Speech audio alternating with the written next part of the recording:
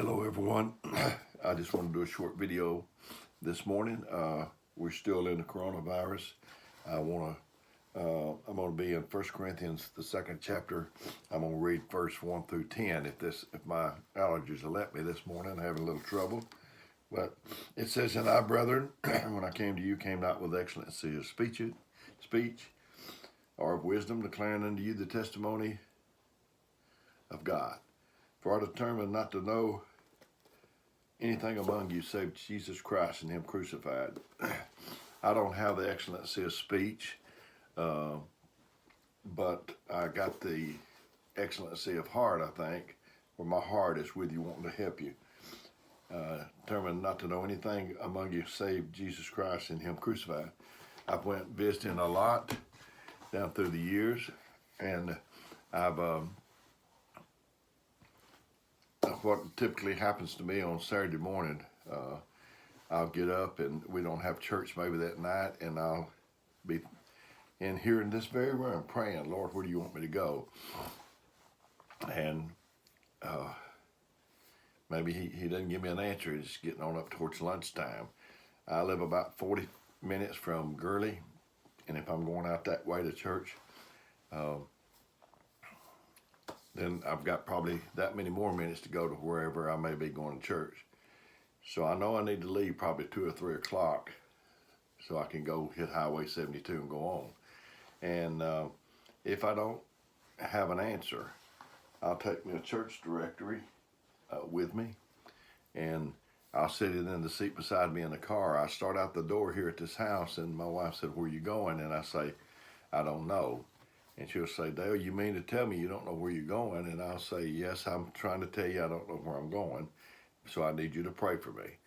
And I'll go, and all along the way, I'm saying, "Lord, if you want me to go anywhere, if you'll let me know in time, I'll sure try to go." So when we get on up, when I get on up through there, finally he'll tell me. And I've got the church director with me, so I'll call the minister of that church and say, "Are y'all having church tonight?" And if he says yes, I say, "Is it a good night for me to come visit y'all?" And I'll go on. And invariably, not every time, but so many times, it's happened to me that I would go, and whenever they shake hands with me, somebody would say, "I knew you was coming." And I'd say, how did you know I was coming? Because I didn't even know myself. And they said, "Well, I was down praying." I said, "Well, when?" And they say, "About 9:30 this morning." I said, "Well, he just let me know about 2 o'clock. So next time, why don't you call me and save me all of this not knowing?" But when I call the minister, I don't ask him anything that's going on at that church. I don't want to know. I want God to help us.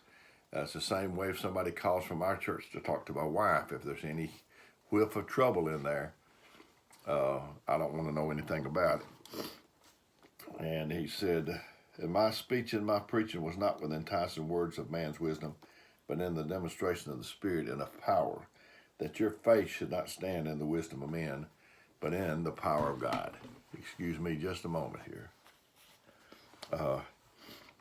And then he goes on to say in verse 6, "Howbeit we speak wisdom among them that are perfect, not the wisdom of this world, nor the princes of this world that come to naught.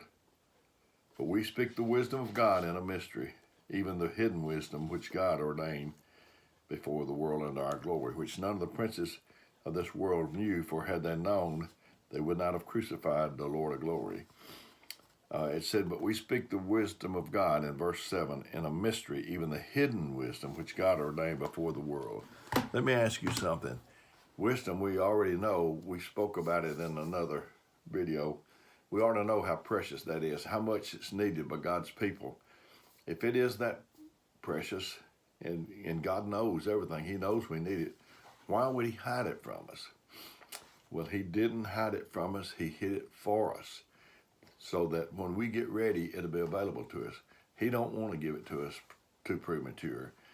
I heard a story about a man. He gave his son a gold pocket watch when his son was born, and he got it for him when he was born, but he didn't give it to him. Because why didn't he give it to him then? because he couldn't handle it. If he gave it to him when he got 2 or 3 years old, he would beat it. He would have beat it to pieces.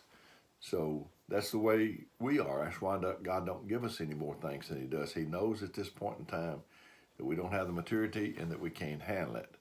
And so he didn't give it to him at day one. He didn't give it to him on day two, year one.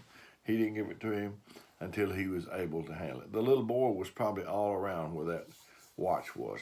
That's like the wisdom. It's hidden for us, not from us, but for us for when we get ready for it. And we've been all around it. But when we prove to God that we can handle it and do the right thing by it, I believe He'll give it to us. I thought about hiding things. I thought about Moses. Moses and Jesus, they were, at the time of their birth, they was out after them. They was trying to kill the little babies, 2 years old and under or whatever. And so when Moses was born, his mother hid him. Where did she hide him? Now I'm asking questions and you're not able to answer me right now, but the purpose of me asking is to provoke your thought. Where did she hide Moses? In the house, I believe. You can read it. But not a house like this, not a house like you live in, 3-bedroom, a bath or 2 or whatever, 4, maybe you even got 4 or 5 bedrooms. But it was a Hebrew slave house. To me, I would think it was not much more than a tent. So how do you hide a screaming, crying baby in a tent? You can't, except God help you.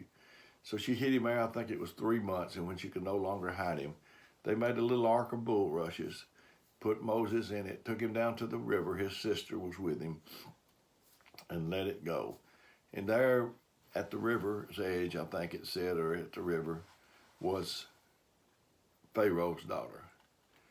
And so there he's floating down the river. How would you like to put your, I'm not talking about Goose Pond or Gunnersville Lake or something like that. How would you like to put your baby, I believe it was the Nile River. How would you like to put your baby in the Nile River? And where snakes, crocodiles, and all such is there. But anyway, somebody came and found him. And I would ask you, who was that? But I already told you just a minute ago, it was Pharaoh's daughter. Pharaoh's daughter? Man, isn't that the man that's trying to kill him? Yeah. And where did she take him?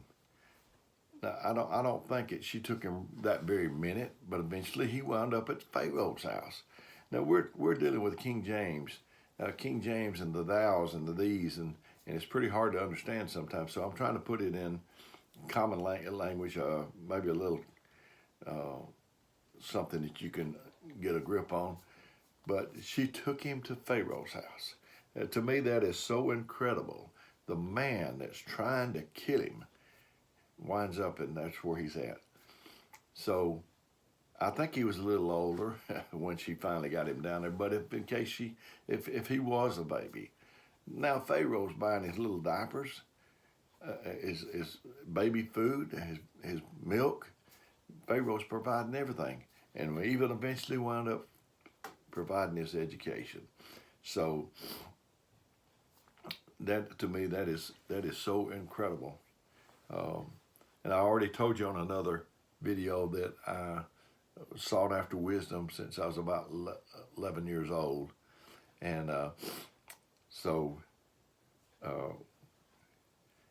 that's what I want is wisdom.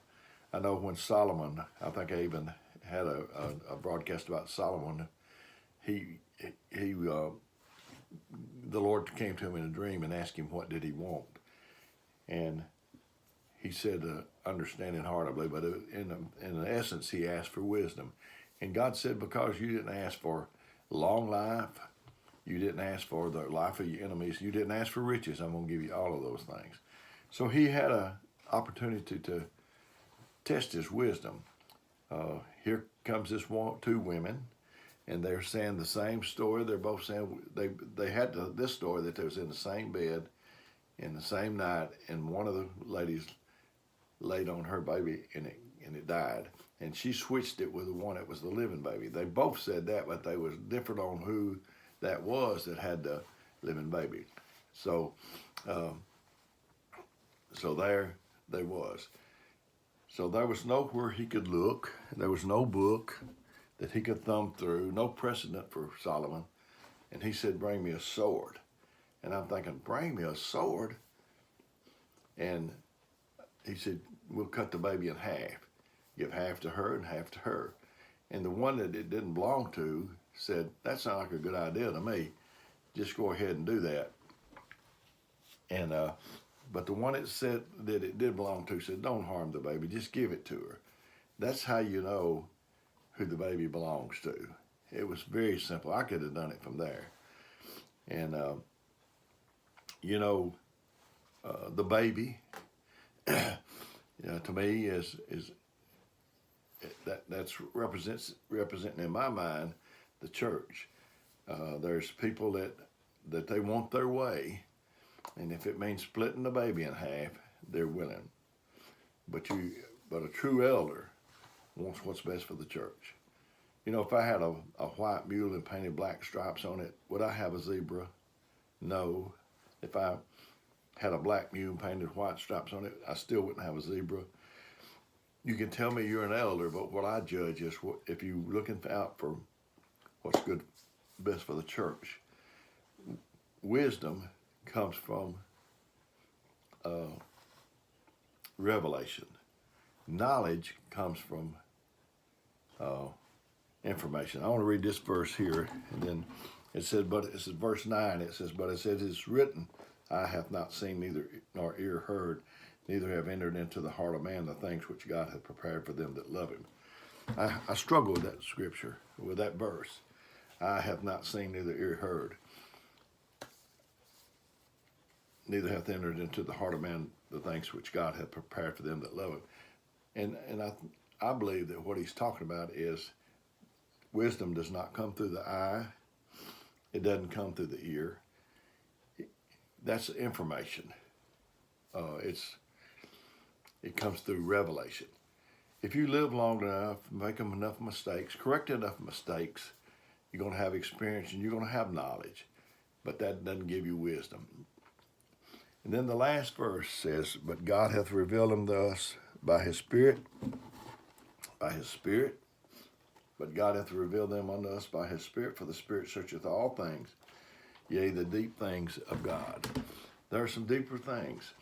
The common things lay just right on the surface, but for the deeper things, you have to get God to help you go deeper. I mentioned the Guntersville Lake. An old friend of mine, Brother Hubert Sampson, he's been gone since 1986. He told me that he went by the Guntersville, that body of water there at Guntersville many times. He said he saw the yachts.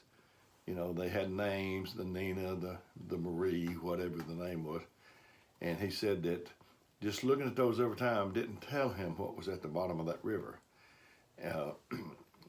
And there's deep things of God. This just said, for God hath revealed them unto us by his Spirit. For the Spirit searches all things, yea, the deep things. So that tells me there's deep things and there's things that's shallow.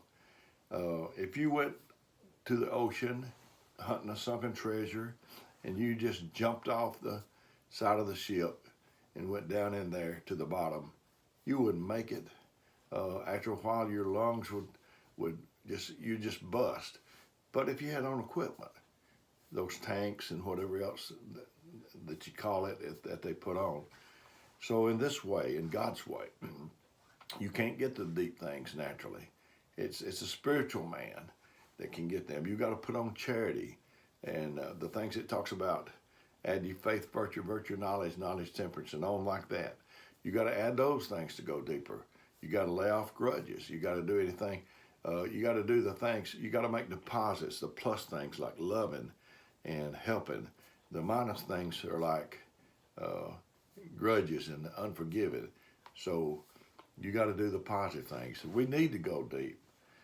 But I'm going to warn you, every like that Nintendo game that me and my grandson played. Every level has a new devil. You on the surface you don't encounter all that, but when you start going deep and investigating what God's got for us, you're going to see those things. And so that's the deep things of God. I'd like to investigate some of those deep things of God. Um, the hidden wisdom. Uh, I know my dad. He taught me two valuable lessons. He never did. He wasn't a churchgoer. He didn't live right, but he taught me two lessons. One of them was not not to make fun of anybody, and then he didn't like bragging, so he passed that on to me. We were at a basketball game. We didn't go to church. I don't know how old I was, 9 or 10 or whatever. And there was a man out there. There's a basketball player. He had the biggest ears that I'd ever saw. And so I said, "Look at old Dumbo, one with the big ears. Looked like he could fly away." Now I'm telling you, my dad didn't live right. He grabbed me by the collar, and I believe that if there hadn't been so many witnesses in there, that I would have been in trouble. No telling what would have happened to me. And he told me, "Don't you ever make fun of anybody again. They can't help it, and you're fortunate what you got, and they're unfortunate what they got, and don't make fun of anybody again." And I tried to follow that rule. I tried to always gravitate towards the underdog, the people that's without. And so then the other one he taught me was not to brag. My dad worked for the government, and they'd send a little form home. I guess they got some kind of something for the schools if your dad worked for the government. I'm not quite sure. But in any rate, they sent it home, and it asked these questions. My mother helped me fill it out. I didn't know what my dad did. And I asked him, I said, "What do you do, Dad?" And he said, "Just tell him I'm a janitor," because he wasn't a bragging type. And my mother, I asked her, I said, "Is Dad a janitor?" And she said, "No. He was a property and supply clerk, I think." And then I got on up bigger. And about the 11th grade, I got pretty brave, and I asked him myself about it. I said, "Dad, are you still a property and supply clerk?" And he was a contracts administrator and had been for a few years. He just didn't brag. And I don't like bragging. I try not to do it myself, because it's not good at all. And so I thank God for everything this morning. It's as well with me as it is, and I hope it is with you. If there's anything I can do for you, I'd be more than happy to, if God would help me and show me what you need. Or if you want to tell me a scripture that you would like for me to use sometime, if I can get God to help me. If I can't, now there's no sense in it. But other day, a man asked me to speak on a certain scripture, and I told him if I could get God to help me with it, and I believe He did, and so I did for him. So I love you. I love you very, very much. May God bless you.